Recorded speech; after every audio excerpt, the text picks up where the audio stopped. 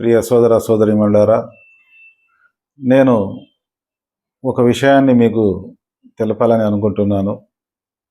దాదాపు 22 సంవత్సరాలకు పూర్వము 2002వ సంవత్సరంలో జనవరి మాసంలో విజయవాడ నగరంలోని గొల్లపూడి మైదానంలో లెక్కల ఘడియ వచ్చింది అనే నినాదంతో ఒక గొప్ప ఆధ్యాత్మిక బహిరంగ సభ జరిగింది.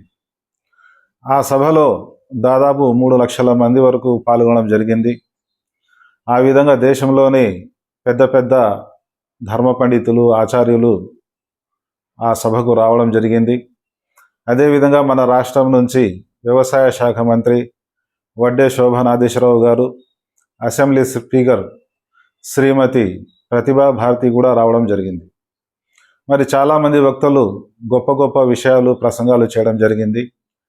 దానిలో నాకు జ్ఞాపకం ఉండిపోయిన ఒక గొప్ప విషయం ఏమంటే, శ్రీమతి ప్రతిభా భారతి గారు ఒక విషయాన్ని తెలియజేశారు.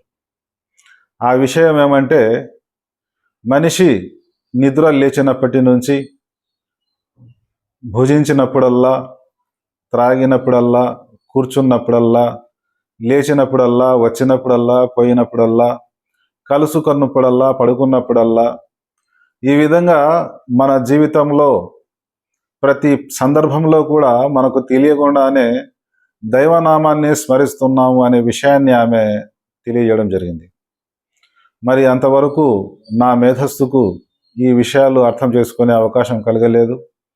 మరి పవిత్ర ఖురాన్ చదివినప్పుడు ఎవరైతే దేవుని యొక్క ప్రియభక్తులు ఉంటారో వారు వ్యాపారం చేసేటప్పుడు, మార్గంలో నడిచేటప్పుడు, లేచినప్పుడు, కూర్చున్నప్పుడు దేవుని యొక్క స్తుతి స్తోత్రం చేస్తూ ఉంటారు అనే వాక్యం నేను చదివినప్పుడు ఈమె శ్రీమతి ప్రతిభా భారతి గారు ఎంతో గొప్ప విషయాన్ని తెలియజేశారు అని నేను ఆశ్చర్యపోయాను.